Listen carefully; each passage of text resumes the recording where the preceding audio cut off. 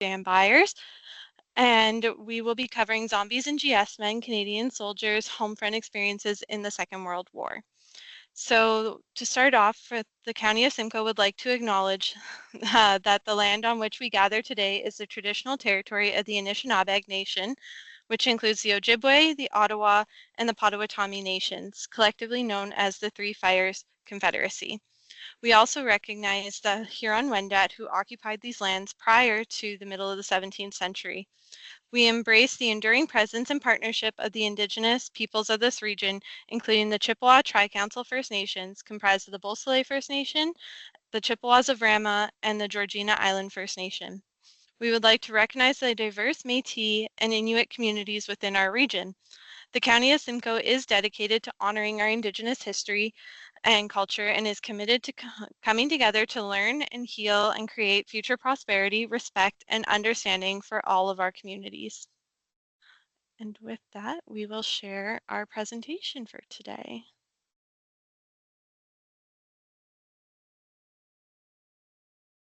Can everyone see my screen?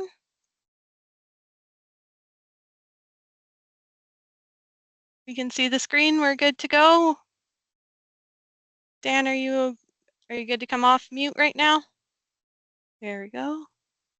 Perfect. Yeah, All right, we'll hand it over to you, Dan. and I guess just to make sure the volume's all right. You're good to go. Hey, and I guess I'll start by explaining the title of my presentation. What brought me into the topic that I'm going to be exploring today was that, as some of you probably already know, conscription or compulsory military service, or what Americans call the draft, is something that even most Canadian historians who study the Second World War have focused on mainly just as a political issue that caused two major debates during the war. And in November 1944 did lead to 16,000 men being ordered overseas to help reinforce the Canadian Army, which was then just finishing fighting in Holland and had been in action pretty much steadily since D-Day earlier that year. But the historians, Canadian historians, tend to treat this as if that's basically the time conscription was first imposed, and ignore the fact that it had actually existed from June 1940 onwards, after almost all of Western Europe fell to the Germans in the spring of 1940 and into the summer, and it looked like Canada itself would actually have to be potentially defended here at home. Ultimately, almost 158,000 Canadians were conscripted, although at first their service was limited to home defense only in Canada. And from early 1941 until 1945, they were kept on duty permanently and served alongside men who had volunteered to serve anywhere. And as a way to try and criticize the conscripts, Canadians at the time informally began calling them zombies. And based on the movie Monsters, the Undead, which first came up in 1930s movies, and because of the notion, again, that essentially these were people who were seen at least as just going through the motions and only doing what they were being forced to do by their masters, in this case, the Canadian government. So there were actually all sorts of poems and songs and other things that were created. So I've just given a couple of examples here. The first is the poem 70,000 Zombies. And if people have noticed already, the first line is 70,000 zombies, isn't it a farce? 70,000 zombies sitting on there, and then four blanks, and it rhymes with farce. So you can figure it out for yourself. The other one is a song, and in fact, it's from a document I found from 1944 in a mess hall where somebody had basically, it had been on the tables and sent it to Ottawa to report this, but it's sung to the tune of My Darling Clementine. So, I'm a zombie, I'm a zombie, I'm a zombie, yes, I am. And basically, these things, again, were intended as insults, but in fact, some conscripts started kind of taking it on as a badge of honor as the war went on. On the other side, part of the difficulty was that if you can switch the slide, please.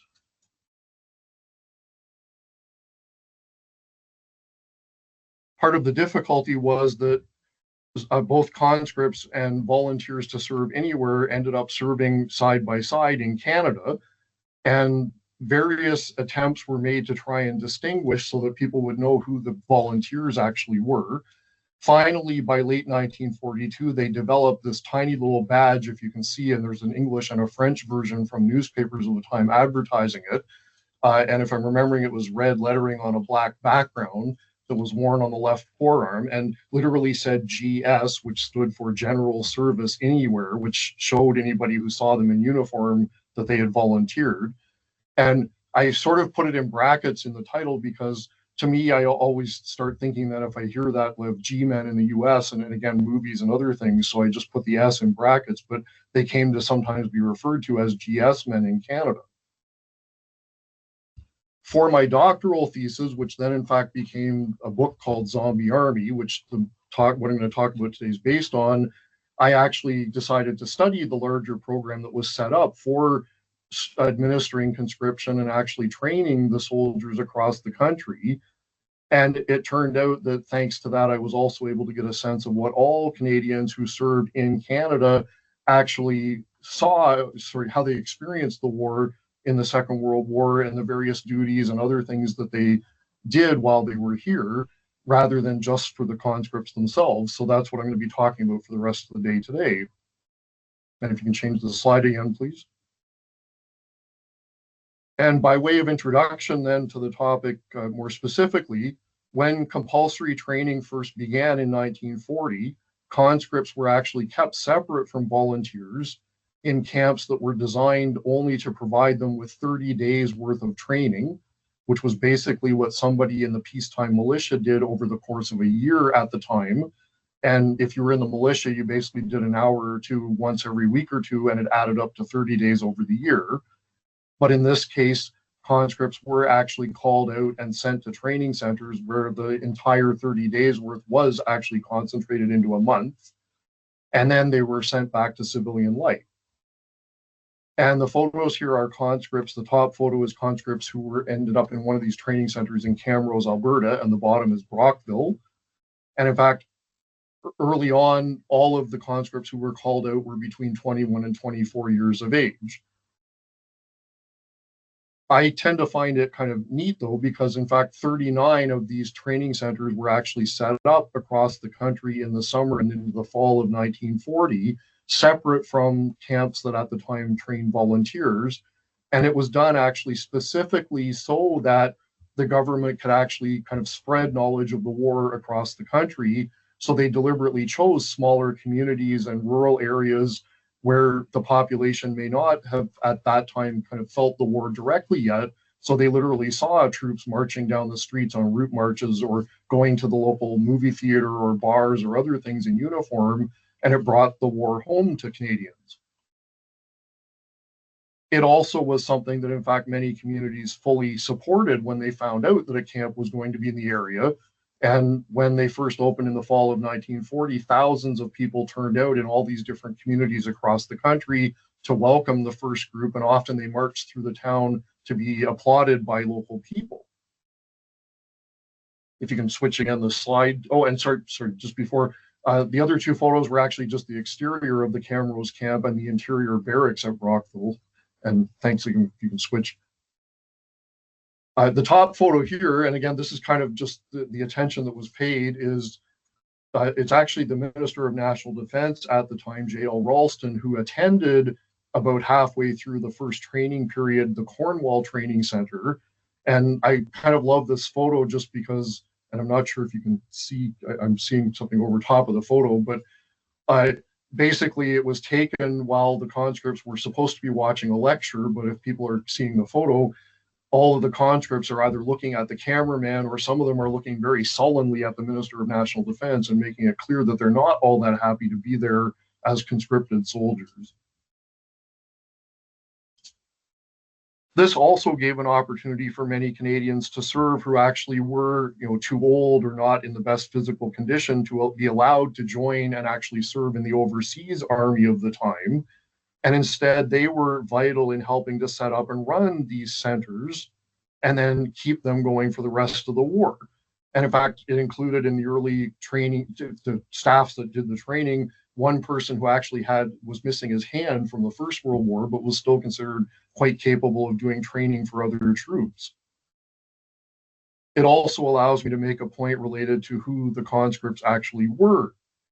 At the time and ever since, most Canadians have tended to assume that the bulk of the conscripts were French Canadians, because for a number of reasons, Francophones found it harder to identify with wars outside the country.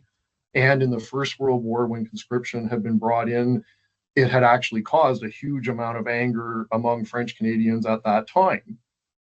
But not every French Canadian felt that way, and many had volunteered to serve in the First World War or were part of the French-speaking militia either before the World War I or in the interwar period.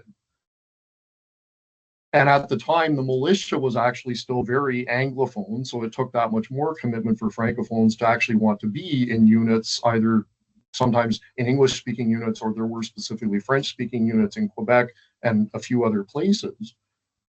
But basically, these people actually played probably even more vital roles in helping to create and run the entire the training system, because some camps actually ended up having to be entirely French speaking, or some were bilingual in places like Quebec in particular, as well as New Brunswick and Ontario. Partly because when people did start to be called out, there were larger numbers of Francophones who were called out for training, so they had to be able to be trained in French. So the bottom photo is actually from the same visit by J.L. Ralston to Cornwall, but the person who's standing behind to his left is Lieutenant Colonel Rodolphe Larose, who was a First World War veteran and a former commander of the Régiment de Hull, which was one of the French-speaking militia regiments of the interwar period, and who commanded the Cornwall Training Center throughout the entire war. So again, voluntary staffs like this, and both Anglophones and Francophones across the country, were vital in actually helping to set up this entire training system.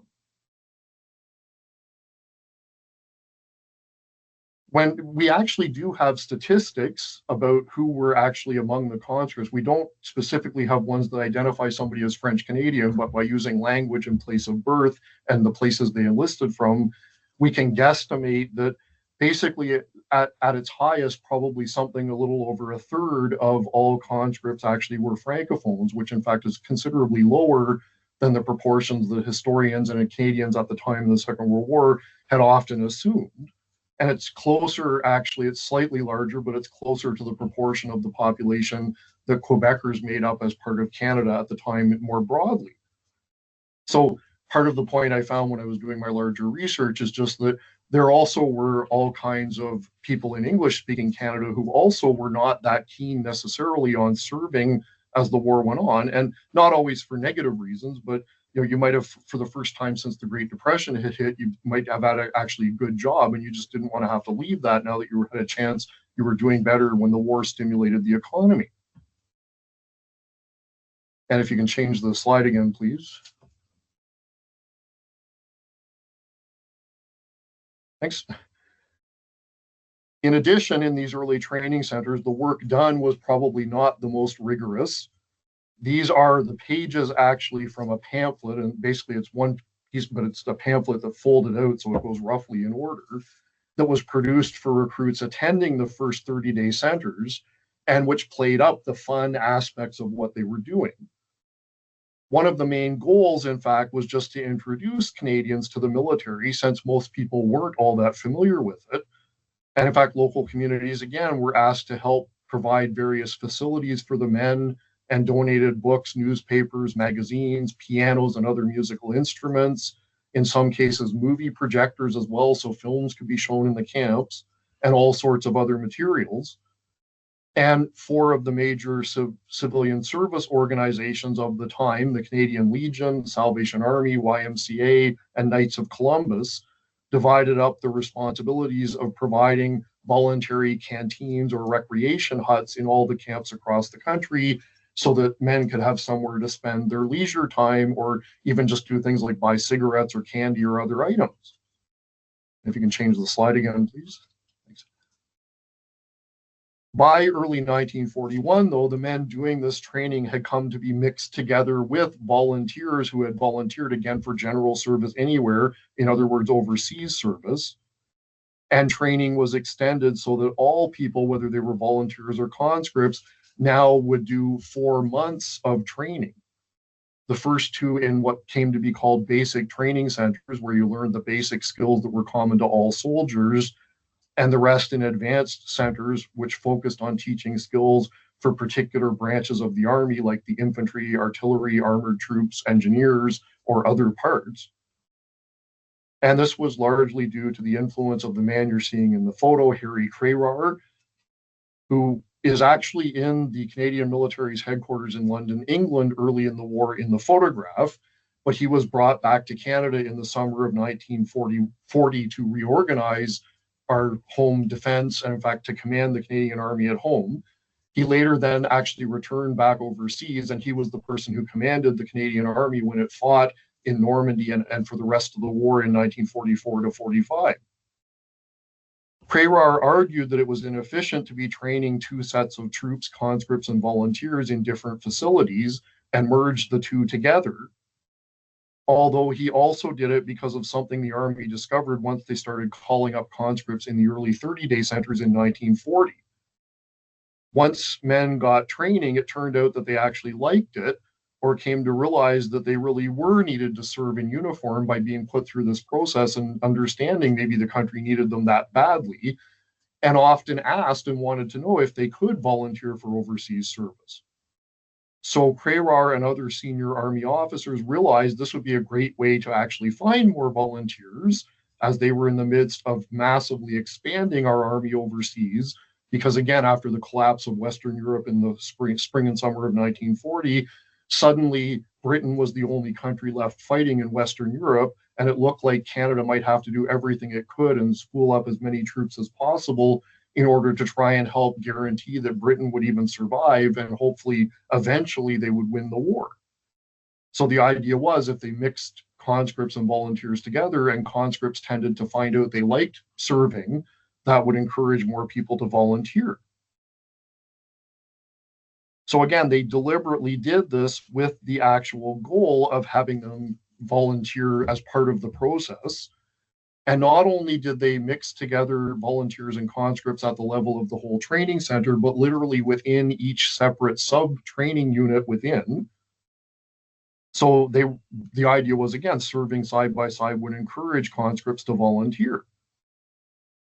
There were lots of opportunities for abuse in this, and in fact, that's something I do go into more in my book, but I won't bother to take too much time to go into today. But just to give an example, one of the common practices was that if men were all together in the same company, their commander would promise them that if they were 100% GS, so in other words, if everybody had volunteered by Friday morning, they'd all get a full weekend's leave. So hopefully people can maybe guess what probably happened to the last holdouts who hadn't yet, seen the light by the time that Thursday night in the barracks rolled around. At the same time, though, again, many men actually did go active quite willingly, and found out again they didn't want to leave their buddies behind when they went off to serve in later stages and then go overseas, or for other reasons. And again, in many cases, many people may have just been a little bit leery of having to give up control over their lives to the military. But once they were in uniform, they started to realize it's not quite so scary, and were willing to stay on. One way or the other, though, over the next 4 years, out of the 158,000 roughly men who were enlisted in the Army directly as conscripts, 58,000 of those did volunteer to change their status to general service, and literally it was known as converting. Another 5,000 volunteered as long as they could join the Air Force, and 750 joined the Navy. And another 60,000 conscripts stayed on service in Canada, basically without changing their status, but that meant another 60,000 volunteers who otherwise would have been occupied on home defense duties could also be sent overseas to fight there. And if you could change the slide again, please. In addition, a whole bureaucratic system was set up during the war where civilians were actually called out for potential training. And I've just given examples here that first you had a call to report for medical examination. And if it turned out you weren't of a high enough caliber that they wanted you for the Army, you got released essentially. The second document is actually, they started then doing follow-up medicals. The third is a notice of exemption, that if they exempted you from having to train, you had that as a record. And then the final one is your notice to actually report for your training. And then after 1941, that meant when you reported for your training, you then were in uniform for the rest of the war. So the Army actually did a study in November 1943, and out of the 200,000 people within their ranks at the time that they surveyed, they found that 37% had actually volunteered and never been counted as conscripts. But at some stage when they got one of these notices, instead of showing up as a conscript, they walked into the local recruiting office and joined up as volunteers. So the laws that provided conscription actually provided probably not just the people who actually were put in uniform as conscripts, but potentially 100 or 200,000 other of Canadian soldiers out of the 600,000 who were counted only as volunteers during the war, possibly even higher. One last point I would make before moving on is that ultimately all of this actually did allow for a massive expansion of the Canadian Army, not just overseas by helping to make sure every last potential volunteer could serve there, but also here in Canada. And Japan, in particular, attacked Pearl Harbor in December 1941 and brought the US into the war, but at the same time caused a panic both on the Canadian and the American West Coast about the potential threat that there might be of an attack directly by Japan along the coast. And the system that had been set up to provide for conscripts and volunteers serving together on home defense actually allowed the Canadian government to react to this without having to divert volunteers who were still being sent overseas to Britain, but still at the same time build up forces here in response to the fears of Canadians. So over the first half of 1942, 3 full divisions worth of Army troops were set up in Canada, 1 on the East Coast and 2 on the West, along with dozens of coastal defense artillery batteries. And at one point, the US was so hard pressed because it was pushed back on its heels after Pearl Harbor that they ended up having to ask Canada to help them defend Alaska. And both the RCAFs on their side sent several squadrons of fighters to help protect the panhandle of Alaska. And the Army also sent anti-aircraft artillery batteries to help protect the RCAF squadrons. At its peak, between both Europe and North America, and again, there were 5 divisions basically, plus extra troops that served in combat in Italy and Northwest Europe during the war, in addition to the 3 in Canada. At its peak at one time in late 1943, the Canadian Army numbered 500,000 men in uniform at one time, which is the largest that it has ever been before or since. And during 1943, various brigades serving on the West Coast, and there were 3 brigades to a division, it was about 5,000 men roughly, were actually rotated out and sent to Wainwright, Alberta to participate in brigade level exercises, actually operating as a brigade in the field, which is something that's also been very rare in our history, at least within the country itself. And if you can, sorry, I'll actually, don't change the slide, sorry. What I found kind of almost even more interesting about all of this when I started researching it, though, is that there was also lots of information from the time of how conscripts spent their lives while they were in uniform. And thanks to the fact that conscripts and volunteers served together, therefore, it told me a lot about just both groups' experiences of actually being soldiers here in Canada during the war. Certainly, one part of it was that training filled most of their time from day to day, and it was taken much more seriously once the 4-month training centers were set up. In theory, when you graduated from those centers, that meant you were a fully capable soldier who could go directly into combat if necessary. The first 2 months of basic training, again, just focused on certain things like getting the men in physical shape, teaching them basic marching skills and principles of military tactics, and the way key weapons worked. And then when they went on to the advanced centers, they then, for example, again, if they were infantry, they would learn to operate together in increasingly larger units and support each other on the battlefield with the various weapons they had learned about. Or if they were medical, for example, if they went to a medical advanced training center, that's when they learned not necessarily medical knowledge, but the basic skills to be orderlies or do other things to help serve the doctors and nurses that were serving there. If you could change the slide, please, no. We actually don't have a lot of records of what men thought of the training itself because it was so common that nobody really commented on it. But Saturdays were usually reserved for sports of almost every imaginable kind as part of their general physical conditioning, along with all sorts of other activities outside of scheduled time, basically to help them kill time in the evenings and on weekends so that they wouldn't necessarily get bored during their training. So as one example, again, the poster here, this is actually a set of boxing matches that were being advertised. And in fact, not just in the training center, but often the local community was welcomed in as well on a Friday evening in the training center in Edmundston, New Brunswick. And in fact, the early 30-day training centers, most of them became basic training centers under this new system. And most of the former camps for volunteers became advanced centers. But basically, again, the whole system was merged together. And if you could change the next slide, please. Even then, though, just like today, hockey was actually the big sport that tended to dominate.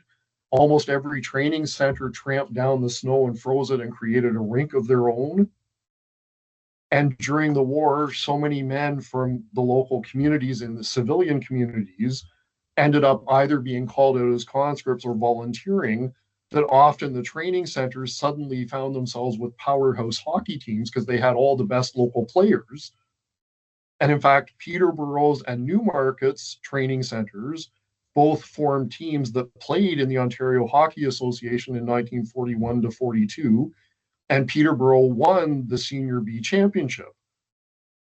And in October 1942, Cornwall's team defeated the Montreal Canadiens in an exhibition game, while in the spring of 1943, two teams made up of men serving on home defense duties in Victoria, British Columbia, and in Ottawa played each other for the Senior A Allen Cup. The Ottawa team actually being stacked, full of former NHL players.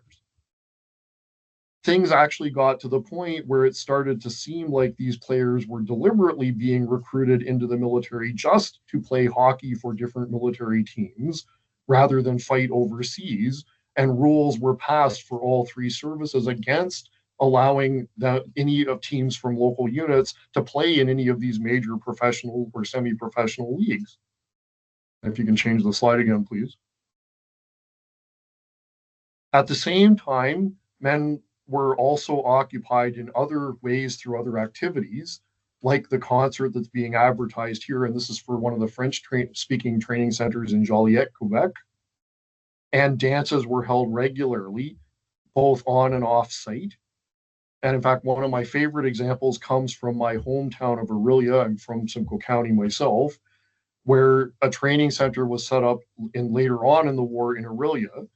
And St. James Anglican Church ran what they called the Maple Leaf Club in the local community for men to be able to go when they were off duty and were not actually in the camp itself, and provided, again, all sorts of recreational activities for the men.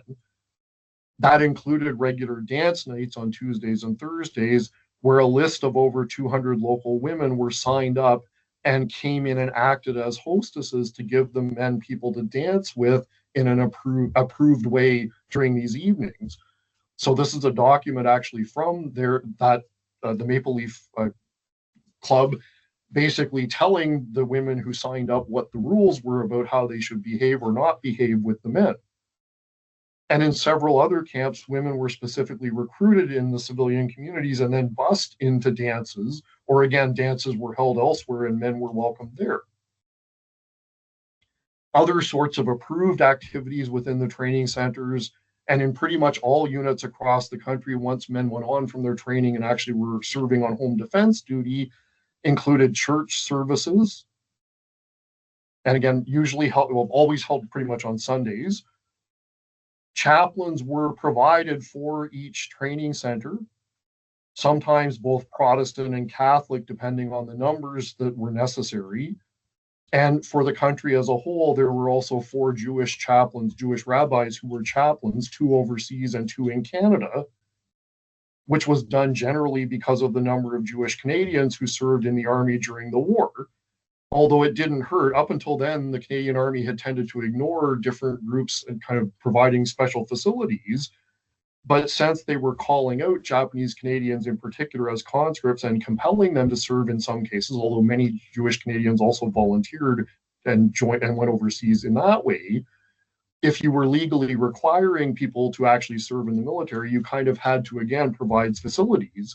So during the war, they were provided, the training centers did provide facilities so that Jewish conscripts and Jewish volunteers could actually have services of their own.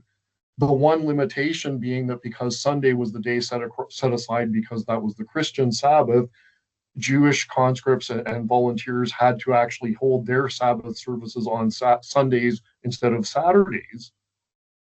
Often, though, as well, Jewish groups, and in fact, Orthodox Christians or others who weren't part of some of the main denominations of the time, often were permitted also to go to local churches for the Sunday services, or for other special holidays were invited out into the community. And again, many local congregations and other community groups openly welcomed people to join them in these observances. Not every activity was quite as sanctioned either.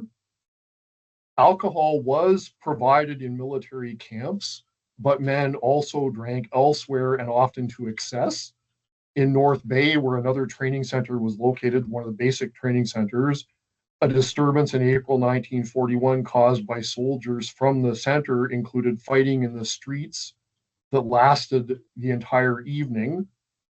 And in May 1943, an English and a French-speaking regiment got into a brawl basically against each other in Sussex, Nova Scotia, which was one of the more, it was actually an active camp for providing for defense on the East Coast, that led to gunshots being fired and a few men wounded. And probably the case that got the most attention occurred in Calgary, Alberta in July 1944, when a drunk general service volunteer who was trying to follow 2 women from the Canadian Women's Army Corps, which had been added also to the Army in 1941, and members of what was known as the Quack also served doing administrative and other duties in most of the centers across the country. This person was actually trying to follow the 2 women back to their barracks and basically flirting with them on a bicycle, fell off and hurt himself. He was stopped by 2 sentries who were conscripts. So when he went back to the barracks, because he was so drunk, all he could remember was dealing with the 2 conscripts and getting injured. So on the following night, everybody was convinced it was the sentries who had beat him up. And all of his friends and buddies got together and went to the barracks where the people from the 2 conscripts from one of the other training companies were located, and caused a huge fight that involved hundreds of men and was picked up by national newspapers and spread as a story across the country. Once the groups of men did finish their training, though, they did then go on and serve across the country. Although the main thing about their experiences was that whoever they were, they usually ended up in isolated posts, providing coastal defense in places like the west coast of Vancouver Island or northern northern British Columbia, or along the Nova Scotia coast in the east. And in later years, technically, their service was extended beyond just Canada. So many were sent to Newfoundland and Labrador, which was a separate British colony still at the time, or other British colonies in the Caribbean. And in fact, some ended up serving in duties like, for example, and I'm still not sure why, but I know I saw this report years ago, but Algoma Steel, the factory in Sault Ste. Marie, people were so worried that somehow the Germans might sail a ship into Hudson Bay and fly aircraft down and attack it to try and sabotage the Canadian war effort, that anti-aircraft batteries were actually set up and troops were assigned to help defend and guard Algoma Steel. The same thing happened at an Aluminum Company of Canada plant in Arvida, Quebec. So often this is also where men found themselves posted and basically just manning the guns from day to day in case there was ever an attack. Although in one case, people at least got a little bit more of an interesting experience because during the Quebec Conference of 1943, when Winston Churchill and Prime Minister Winston Churchill from Britain and President Franklin Roosevelt from the US met in Quebec City, a number of anti-aircraft regiments were brought in to help defend again against a potential attack and spent several days camped on the Plains of Abraham outside the city. And while the tasks were fairly monotonous, at least one unit in Nanaimo, British Columbia, got to do things like play an exhibition basketball game in 1942 against, even then at the time they were famous, the Harlem Globetrotters. So there were the odd thing to kind of break up your experiences of this.